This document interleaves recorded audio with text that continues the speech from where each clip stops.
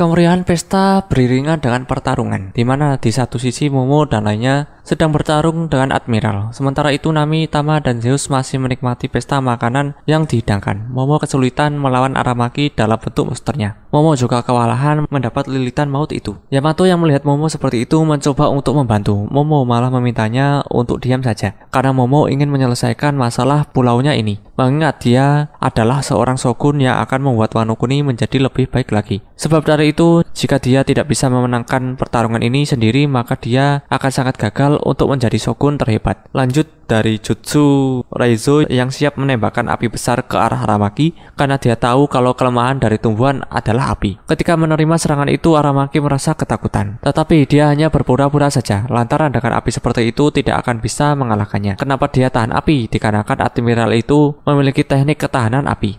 Dengan begitu, dia lebih mudah untuk melepaskan diri. Dia mengatakan kepada para samurai, meski dia mengetahui kelemahan kekuatan ini bukan berarti akan mudah untuk mengalahkanku. Tanpa tanggung-tanggung, Aramaki langsung menyerang Raizo dengan brutal dengan akar tajamnya, serta langsung menghisap nutrisi dalam tubuh dari Raizo. Melihat temannya seperti itu, Kawamatsu dan lainnya tidak tinggal diam. Namun sayang sekali mereka malah dengan mudah tertangkap oleh Aramaki. Mengingat tebasan demi tebasan, akar-akar tersebut tetap tumbuh kembali. Beralih ke sisi ruangan rahasia dari Sukiyaki, ternyata di balik ruangan yang sempit ini ada jalan rahasia di salah satu sudut ruang itu. Di sini kita dilihatkan sesuatu yang sangat menarik mengenai jalan yang sangat panjang menuju ke bawah tanah. Sebelum memasuki ruangan itu, tiba-tiba Robin dan Sukiyaki dikejutkan dengan Lau yang tiba-tiba ada di sini. Lau mengatakan kalau dia merasa aneh kenapa Robin tidak bersamanya lagi, sehingga dia pun berpikir bahwa Robin sedang meneliti tentang poneglyph di ruang rahasia. Lanjut dari perjalanan menuju ke tempat rahasia itu, sambil menuju ke bawah, Sukiyaki sedikit menceritakan tentang rahasia dari Pulau Wano Kuni sebenarnya. Dia mau memberitahu Robin dan Lau karena dia adalah orang yang baik. Bahkan sebelumnya pada pemerintahan Orochi, dia tidak memberikan informasi rahasia ini kepada mereka. Alasannya mereka bukanlah orang yang tepat untuk mengetahui rahasia dari pulau ini. Meski demikian, tetap saja tak lama setelah itu, Kaido tetap mengetahui rahasia sebenarnya dari Wano Kuni. Kaido bisa menemukan informasi penting ini dari salah satu anak buahnya. Diduga orang yang berhasil menemukan rahasia di bawah tanah ini adalah Jack. Jelas mendengar informasi ini, Robin pun bertanya-tanya kenapa hanya manusia ikan saja yang bisa menemukannya. Alasannya air jalan ini ditutupi dengan air yang sangat dalam dan sekarang mereka sedang di dasar antara daratan dan laut. Ketika melihat keajaiban ini, Robin dan Lau sangat terkejut bagaimana mungkin ada reruntuhan kota kuno di bawah Pulau Wano Kuni. Mereka bisa melihat jelas seperti itu melalui sebuah kaca yang ada di dekat sana. Merasa sudah saatnya untuk membeberkan kepada semuanya, Sukiyaki pun memberi kebenaran tentang reruntuhan tersebut. Yang ternyata reruntuhan kota kuno tersebut adalah kota Wano Kuni pada zaman 800 tahun yang lalu. Yang mana sebenarnya Pulau Wano Kuni adalah wilayah yang sangat luas terletak di bawah Gunung Fuji. Kemudian dalam suatu titik dalam sejarah dibangunlah dinding besar sehingga membuat Wano Kuni menjadi terkunci. Karena kekangan dinding itu, kian lama berjalannya hujan dalam beberapa ratus tahun mengakibatkan air menumpuk dan membanjiri seluruh negeri. Lalu mau tidak mau para penduduk harus mengungsi ke tempat yang lebih tinggi dan membuat bangunan yang baru. Sampailah air tersebut ke tempat yang tinggi dan mengakibatkan air terjun besar untuk memasuki Wano Kuni. Air terjun tersebutlah jalan utama untuk memasuki Wano Kuni sampai sekarang. Jadi kesimpulannya penduduk Wano Kuni sekarang berada di atas. Alasan itulah mengapa banyak pelabuhan di sekitar Wano Kuni. Kemudian kita dilanjutkan lagi dari Sukiyaki.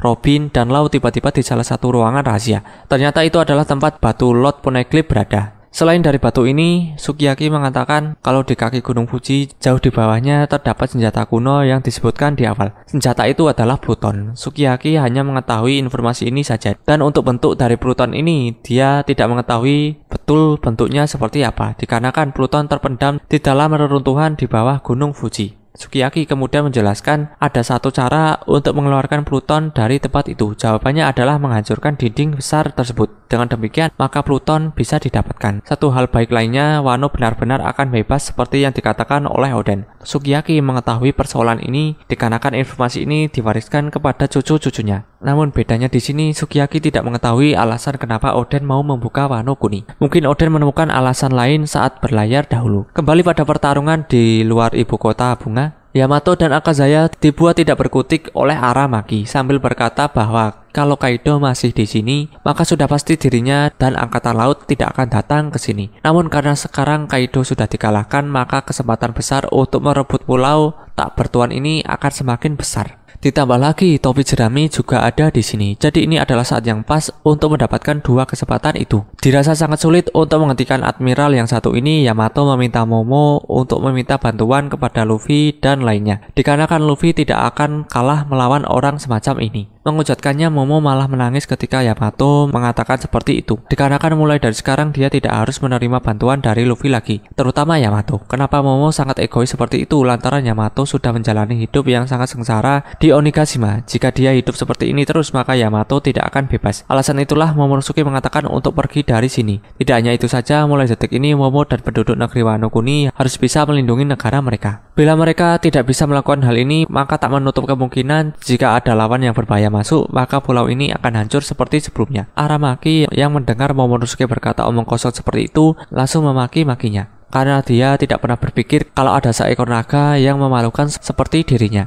Karena terpancing amarah dan putus asa, secara mengejutkan Momo malah bisa menggunakan teknik Boro Breath seperti Kaido. Sayang sekali semburan api itu tidak mengenai Aramaki sedikit pun. Baiknya di situ Yamato dan lainnya terbebas dari kekangannya. Kemudian Momo mencoba untuk kedua kalinya. Kali ini dia akan melakukannya dengan baik, dan ternyata benar serangannya kali ini mengenai tepat Aramaki dalam wujud monsternya sampai dia terbakar habis. Tetapi kekuatan Aramaki tidak hanya sampai di situ saja. Dikarenakan meski tubuh monsternya hancur dan terbakar, tetapi dia bisa tumbuh kembali seperti tanaman yang baru ditanam, sehingga dengan itu dia bisa lepas dari malapetaka tersebut. Selanjutnya, mulai dari sekarang Aramaki akan bersungguh-sungguh untuk melawannya. Namun sebelum memulai pergerakan, tiba-tiba kilat hitam terlihat dari kejauhan. Tentunya Aramaki langsung terdiam merasakan aura mengintimidasi yang melumpuhkannya. Sampai-sampai dia berteriak kesakitan. Aramaki kemudian berpikir haki siapa ini sebegitu kuatnya sampai membuatnya menjadi seperti ini. Dia pun terkejut. Yang melakukannya ternyata adalah Shanks. Sementara di sisi itu kita dilihatkan aura Hausoku dari Shanks memang benar-benar mengerikan. Bahkan beberapa pemula pingsan akibat haki rajanya. Padahal target utamanya hanyalah Aramaki saja. Dengan begini berarti kekuatan haki raja dari Shanks memang di level yang berbeda dikarenakan jangkauan dari kekuatannya sangatlah jauh. Sambil mengeluarkan haki rajanya, Shanks berkata kalau dia tidak ingin marinir tersebut menargetkan daun baru yang akan mengubah sejarah bajak laut. Sambil marah seperti itu dilihatkan kenangan dari Luffy yang menikam bagian bawah matanya. Lalu Momo saat masih kecil dan Hiyori yang baru lahir. Dan dilihatkan siluet yang menampakkan seorang gadis. Gadis itu mirip seperti karakter Uta yang merupakan putri Shanks. Lalu dilihatkan Shanks dengan ekspresi yang menyeramkan berkata, apakah kau begitu takut dengan era baru yang akan datang? Beralih dari Aramaki yang kembali pada bentuk manusianya, dia berpikir setidaknya saat ini belum tepat untuk bertempur dengan Shanks dan bajak lautnya. Alasannya jika sendirian maka dia akan kembali dengan nama saja.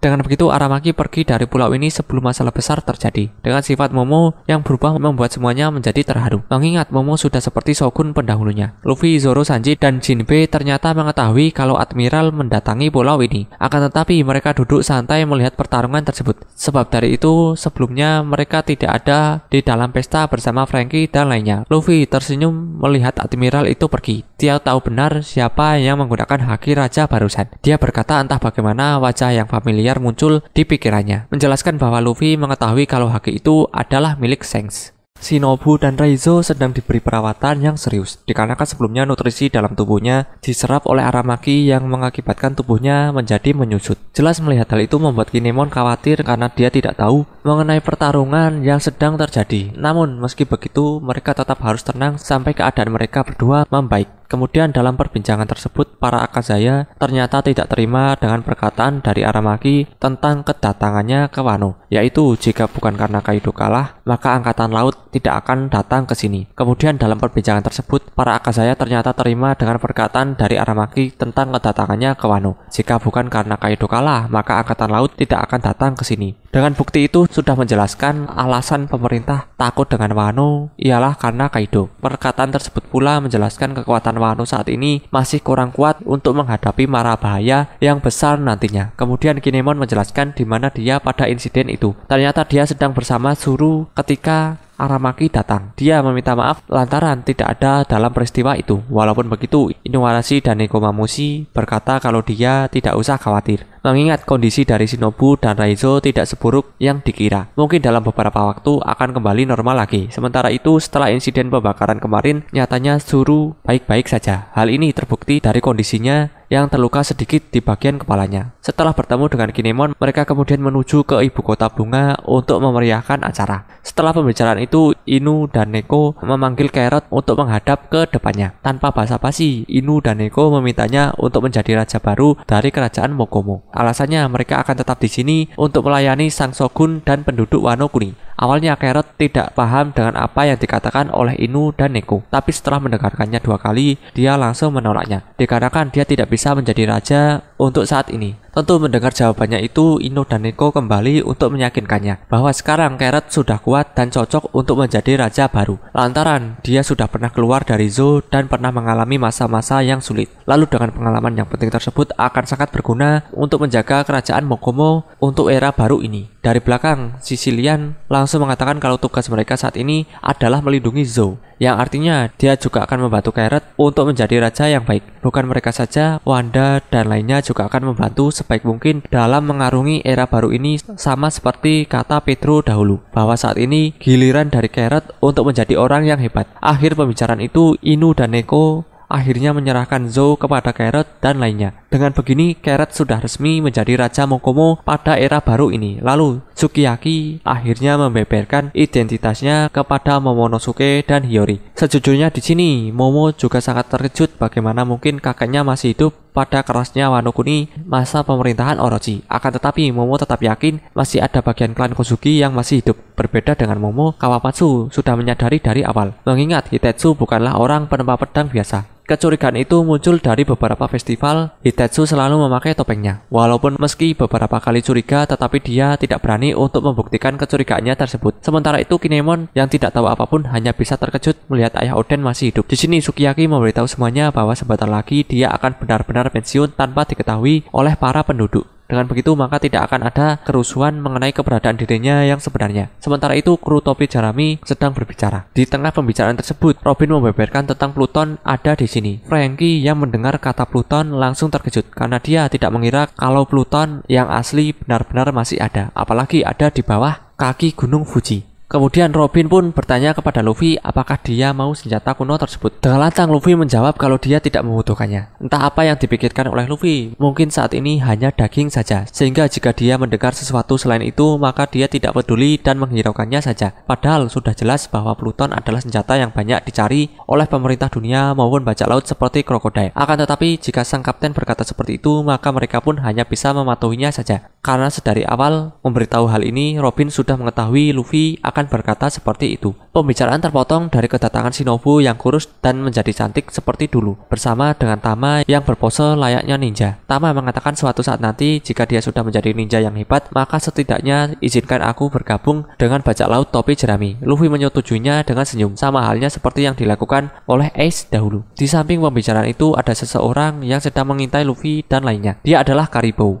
Mendengar pembicaraan mengenai Pluton, Karibou sangat senang, dikarenakan dia mendapat informasi yang langka itu begitu mudah. Lalu disinilah hal misteriusnya terjadi, yakni dia akan memberitahu orang itu. Beberapa hari kemudian, keadaan Wano Kuni mulai membaik, serta Momo sebagai shogun juga merasa senang lantaran penduduk sangat ramah kepadanya. Kemudian pada momen-momen itu, dia kepikiran untuk bisa menggunakan pedang dengan baik, sehingga dia meminta Zoro untuk mengajarkannya. Tapi saat ke ruangan dari kelompok topi jerami, semua orang tidak ada, menandakan mereka telah pergi dari kastil ini. Kemudian Hiyori dan Tama memberitahu Momo bahwa Luffy dan lainnya telah pergi setelah mengucapkan perpisahan.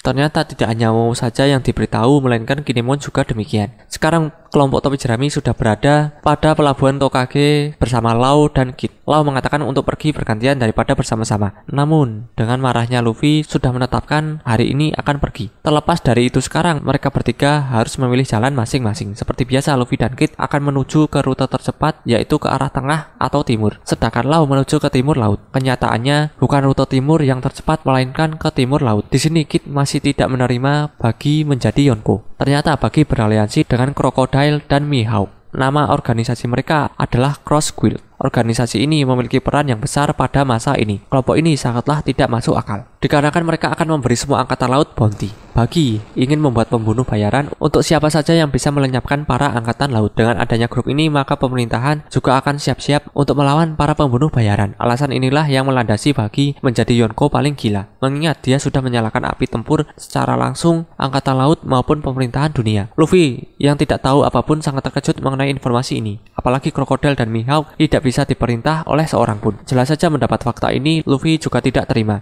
dikarenakan dalam pikirannya Bagi itu idiot. Lau langsung memberikan salinan kepada Kid, bertujuan karena mereka pantas mendapatkan salinan tersebut. Mendapati salinan ini, Killer sangat senang karena mereka bisa berkompetisi untuk mendapatkan One Piece. Kid menjawab bahwa saatnya kita bertemu dengan seseorang yang memiliki luka bakar. Diketahui orang ini memiliki informasi mengenai One Piece. Hal itu membuat Lau, Robin, dan Luffy menjadi penasaran siapa yang dimaksud dengan pria dengan luka bakar. Dengan egois, Kid tidak akan membeberkan siapa orang tersebut, karena ini adalah keuntungan besarnya. Yamato berada di atap kastil Shogun.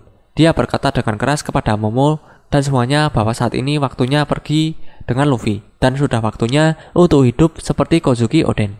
Di ibu kota bunga, ternyata saat ini sedang ada acara besar yang sedang digelar. Puluhan warga duduk di depan panggung tersebut menantikan sang guru. Ternyata ini adalah acara tentang cerita yang sedang terjadi pada festival api yang telah berlangsung kemarin. Kemudian para penduduk terlihat sedang menikmati dan menyimak baik-baik cerita besar ini. Sambil menceritakan kisah-kisah menakjubkan itu, dilihatkan berbagai peran pendukung untuk memperkuat cerita tersebut, sehingga penonton bisa merasakan apa yang terjadi saat itu. Walaupun sang guru ini tidak memiliki penuturan kata yang baik, tetapi semua orang memberi kehormatan telah berhasil menceritakan kisah nyata yang begitu epik. Berganti pada sisi dari Momo dalam bentuk naganya sedang menuju ke laut bersama Kinemon dan Yamato. Akan tetapi dalam perbincangan itu, Momo dikejutkan dengan pernyataan dari Yamato mengenai dia tidak akan pergi ke laut. Jelas saja Momo terkejut karena sebelumnya dia sangat yakin kalau Yamato akan pergi. Yamato menjelaskan kalau dia ingin menjadi Oden. Maksudnya sebelum pergi dari pulau ini, dia ingin mengetahui lebih jauh dan seberapa besar Wano Kuni itu sebenarnya. Karena inilah yang dilakukan oleh Oden dahulu. Mendengar perkataan seperti itu membuat Momo semakin marah. Apalagi Yamato dan Luffy sedang mendiskusikan hal itu sebelumnya. Kenapa dirinya tidak? Momo pun menjadi teringat beberapa hal sejak ayahnya meninggal. Seperti momen Kaido mencengkram lehernya sampai pada dia bisa menguasai mode naganya ini dan melawan Kaido bersama. Setelah teringat kenangan ini, Momo bertanya-tanya sampai berpikiran buruk tentang Luffy. Begitupun dengan Kinemon. Dalam kebimbangan tersebut, Yamato mengatakan untuk tidak ambil pusing mengenai sifat Luffy yang seperti itu. Walaupun terlihat jelas Momo ingin sekali membuat Luffy jera dengan menggigitnya. Sementara itu kelompok Luffy, Lau, dan Kid siap untuk berangkat. Seperti biasa sebelum berangkat, masing-masing mereka akan mengucapkan salam perpisahan karena mulai dari sini jika bertemu lagi mereka akan menjadi musuh. Beberapa saat kemudian sebelum Luffy dan yang lain pergi, Momo berhasil sampai dan menyerang Luffy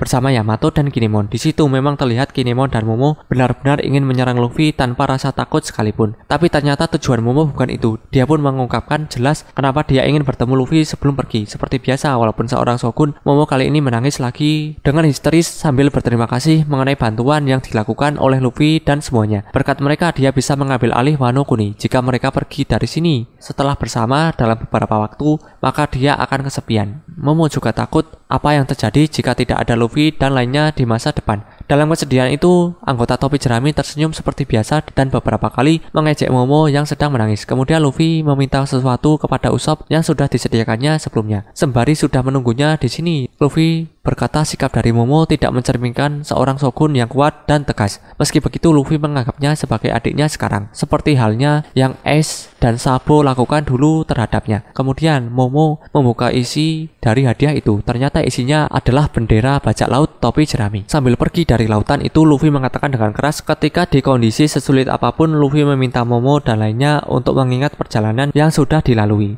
Terus jika di masa depan ada orang berbahaya yang datang, maka tunjukkan bendera ini kepada mereka. Yang artinya jika menyerang Wano Kuni, maka musuh itu adalah musuh Luffy juga. Berarti mulai dari sini Wano Kuni adalah kekuasaan dari Yonko bajak laut topi jerami. Tidak hanya itu, Luffy mengatakan jika suatu saat nanti waktunya tiba, siapa saja dari kalian yang ingin berlayar, maka dia siap menerimanya. Akhir kata perpisahan itu, Luffy menyerahkan semuanya kepada Yamato. Setelah mereka semua pergi, Momo berkata kepada Kinemon bahwa suatu saat nanti dia akan melampaui ayahnya. Kinemon menjawab dia akan menyaksikan hal ini nantinya. Sedangkan di laut, Lau, Kid, dan Luffy sudah akan meninggalkan batas Wano Kuni. Nami memiliki ide yang baik daripada melewati air terjun itu, yaitu melewati Hakume. Akan tetapi dari samping dengan lantang, Kid mengatakan jalan itu sangat pantas untuk pecundang. Jelas akan hinaan tersebut membuat Lau dan Luffy agak kesal, sehingga mereka meminta pengemudi kapal untuk menuruni air terjun itu. Bodohnya dengan hal ini, kapal mereka semua terjatuh ke air terjun tersebut. Luffy, Lau, dan Kid malah menunggu siapa yang cepat dan berkata ini dia. Sedangkan yang lain mengatakan tidak, kita akan mati. Inilah kebodohan dari 3 generasi terkuat yang akan mengarungi dunia baru. Narator menjelaskan kekuatan penjahat ini mulai sekarang tidak bisa diremehkan lagi. Mereka semua telah membuat kericuan besar dengan kekuatan seperti Raja Kebijaksanaan. Bahkan Kaido dan Big Mom tidak bisa mengalahkan mereka. Sekarang mereka pergi dengan nafas terakhir yang membelah langit. Beralih lagi dari guru yang menceritakan kisah kelam saat pertarungan Onigashima, terutama pada waktu itu saat kematian dari Orochi. Hiyori mengatakan dengan lantang bahwa Orochi dilahirkan untuk terbakar. Warga pun berteriak saat Hiyori menangis, mengingat masa-masa kematian ayahnya. Kesedihan itu diiringi samisen dengan keras yang membuat kisah tersebut menjadi sangat dramatis dan menyedihkan serta mengharukan. Kemudian dilihatkan foto dari keluarga Momonosuke dan lainnya. Narator berkata inilah kisah tentang bagaimana para pejuang terkenal pernah mendapatkan kembali kejayaannya, dan mereka melakukannya tepat pada waktunya. Momonosuke membawa bendera, kelompok topi jerami sedang kebingungan. Ternyata dia bingung menempatkan bendera itu di mana. Sedangkan narator berkata, sekarang mari kita istirahat sebentar. Jika kesempatan memungkinkan, kami berharap dapat melihat Anda kembali ke sini lagi. Itulah akhir dari arc Wano Kuni.